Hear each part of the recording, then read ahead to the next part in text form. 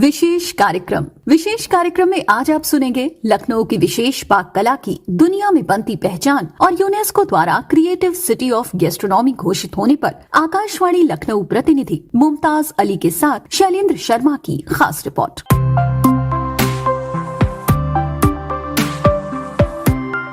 भारत विविध संस्कृतियों को समेटे हुए देश है, जहां लोक कला, पर्व, त्योहार, रहन सहन के साथ ही खान पान के ऐसे रंग हैं जो पूरी दुनिया को लुभाते हैं। फिर बात उत्तर प्रदेश की हो तो स्वाद की कहानी और चटखारे से भर जाती है।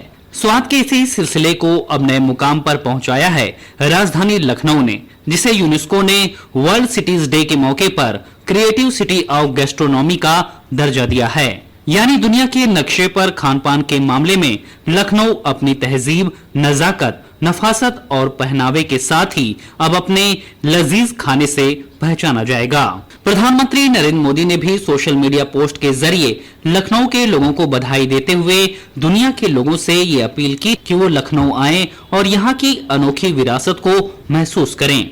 वहीं प्रदेश के पर्यटन मंत्री जयवीर सिंह ने कहा कि लखनऊ, जो उत्तर प्रदेश की राजधानी है, अपनी तमीज, तहजीब और नवाचार के लिए विख्यात है। उसे जैसा सम्मान मिला है, उससे पूरे प्रदेशवासी गौरवान्वित महसूस कर रहे हैं। उत्तर प्रदेश की राजधानी लखनऊ को यूनेस्को के द्वारा क्रिएटिव सिटी ऑफ गैस्ट्रोनॉमी घोषित करने का काम किया गया है।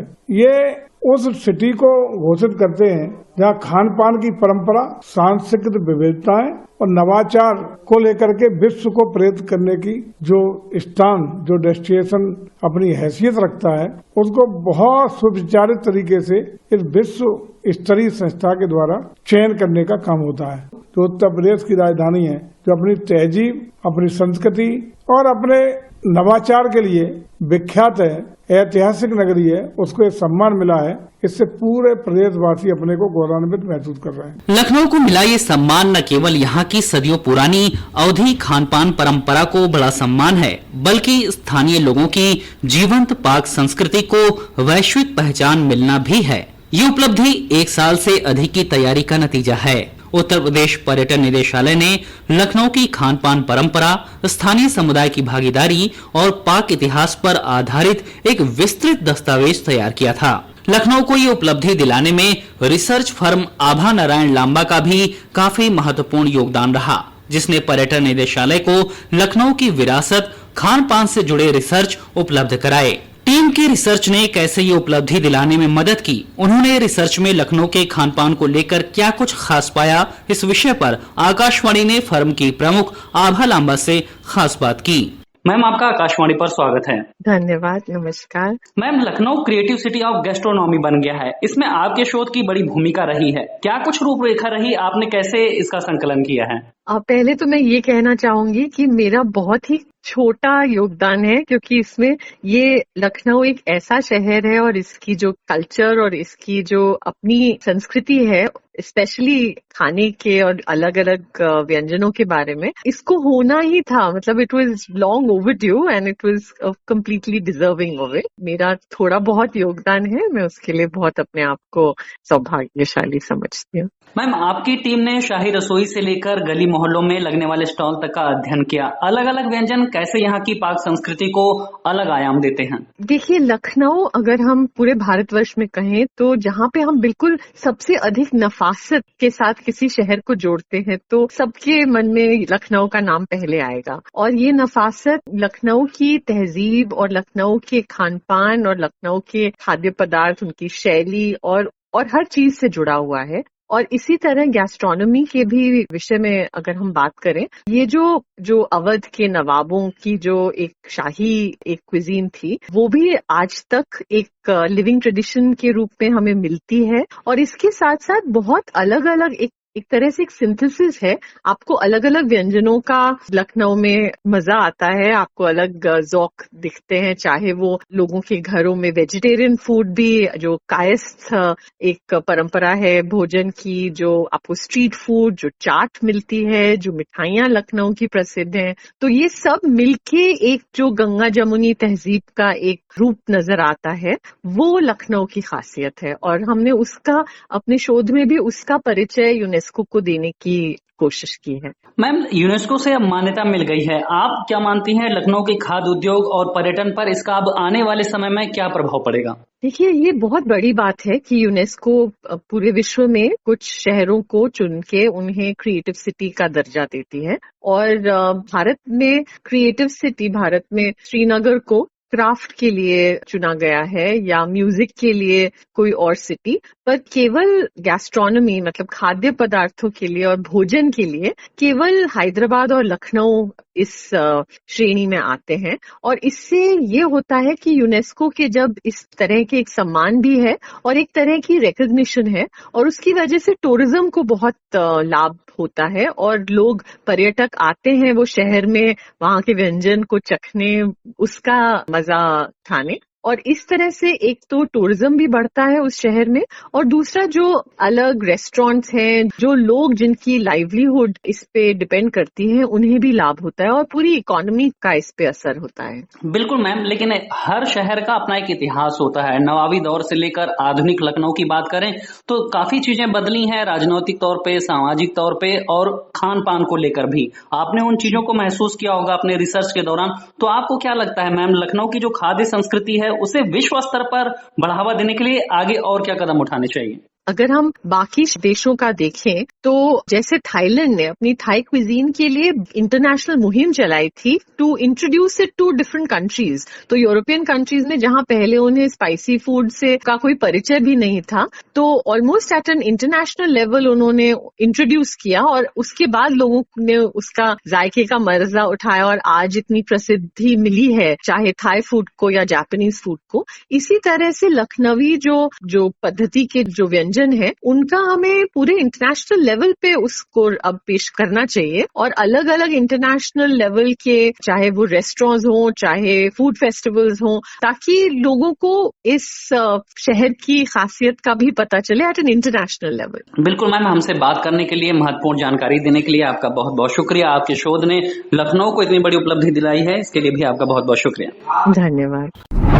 सुना आपने कैसे लखनऊ की थालियों में सिर्फ जायका नहीं बल्कि एक कहानी बसती है। लखनऊ की पहचान उसकी समृद्ध अवधी रसोई से जुड़ी है, जो अपनी राजसी परंपरा और कालजयी व्यंजनों के लिए जानी जाती है। गलावटी कबाब के लिए मशहूर टुंडे कबाबी अमीनाबाद में साल 1905 से चल रहा है।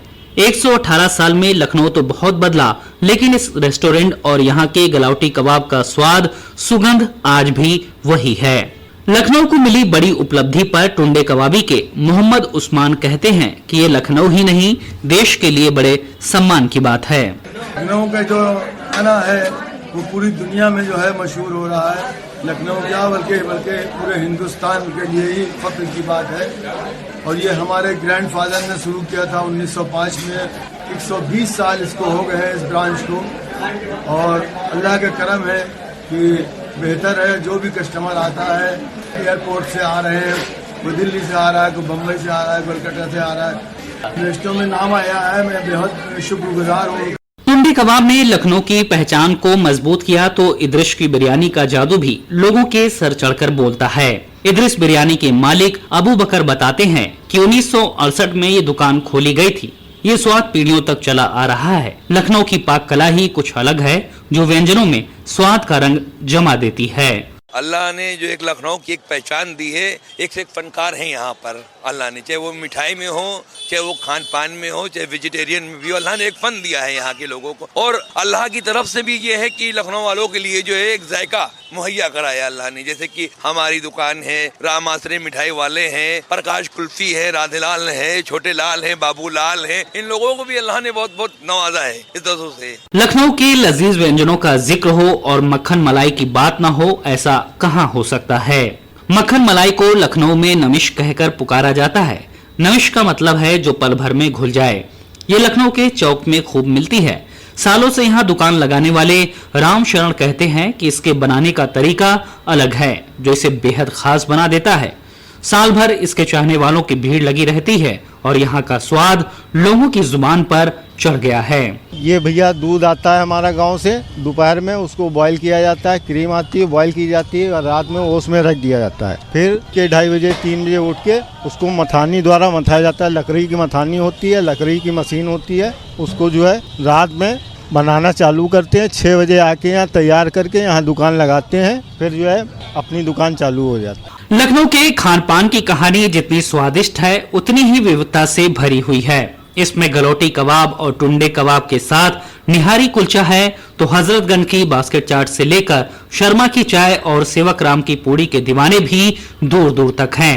कलकत्ता से लखनऊ आकर यहाँ के व्यंजनों का जायका लेने वाली लायला कहती हैं कि लखनऊ के खाने और स्वाद की बात ही अलग है। इसे ये उपलब्धि मिलने ही चाहिए थी। ये तो नंबर 1 एक्सीलेंट टुंडे कबाब जो हब है वो मैं एक्सीलेंट बोलूँगी, क्योंकि मैं इधर का रहने वाली परमानेंट नहीं हूँ। मैं कलकत्ता से फ्लाइट लेके आके इधर मैं खाती रहती हूँ। इतना भीड़ रहता है और इतना टेस्टी टुंडे कबाब मिलता है इधर में, बिरयानी मिलता है जो खा के मैं बहुत खुश हो जाती हूँ। तो इसीलिए मैं बार बार आना चाहती हूँ इधर में। लखनऊ के स्वाद को वैश्विक स्तर पर सम्मान मिलना यहाँ के मशहूर खान पान प्रतिष्ठानों को भी नए अवसर देगा। उनकी पहुंच बढ़ेगी, जिससे उनके मालिकों में भी खुशी देखी जा रही है। 56 भोग के शेखर गुप्ता का कहना है कि लखनऊ को बहुत पहले ये सम्मान मिल जाना चाहिए था। वो बताते हैं कि लखनऊ में बनने वाली मिठाइयाँ या जो भी परंपरागत व्यंजन तैयार किए जाते हैं, उनको तैयार करने का एक विशेष तरीका होता है। लखनऊ की पाक कला एक आर्ट है। उन्होंने लोगों से कहा कि वो लखनऊ जरूर आएं और यहाँ के व्यंजनों का स्वाद लेकर देखें। लखनऊ की पाक कला, यहाँ जिस अनूठे तरीके से मिठाई बनाई जाती है या जो भी परंपरागत व्यंजन तैयार किए जाते हैं, उनको तैयार करने का एक विशेष तरीका है। लखनऊ का आदर सम्मान वाली बात तो एक अलग है, लेकिन लखनऊ का जो खाने का तरीका है वो बहुत अच्छा है। जब आप उसको चखेंगे तो आपको पता चलेगा कि लखनऊ को यूनेस्को की जो उपाधि और बहुत पहले ही मिल जाएगी। आंकड़ों के मुताबिक लखनऊ में साल दर साल पर्यटकों की संख्या बढ़ रही है, जो ये साबित करती है कि व्यंजन और संस्कृति प्रदेश में पर्यटन वृद्धि के प्रमुख तत्व हैं। लखनऊ को यूनेस्को से मिला ये दर्जा न सिर्फ लखनऊ की पहचान को विश्व स्तर पर स्थापित करेगा, बल्कि स्थानीय कारीगरों, रसोइयों और छोटे व्यवसायों के लिए नए रोजगार की संभावनाएं और अंतर्राष्ट्रीय पहचान के द्वार भी खोलेगा। ये सम्मान एक संदेश भी है कि भोजन केवल जायका नहीं, बल्कि संस्कृति, विरासत और एकता का बड़ा जरिया भी है। विशेष कार्यक्रम में आज आपने सुना लखनऊ की विशेष पाक कला की दुनिया में बनती पहचान और यूनेस्को द्वारा क्रिएटिव सिटी ऑफ गैस्ट्रोनॉमी घोषित होने पर आकाशवाणी लखनऊ प्रतिनिधि मुमताज अली के साथ शैलेंद्र शर्मा की खास रिपोर्ट।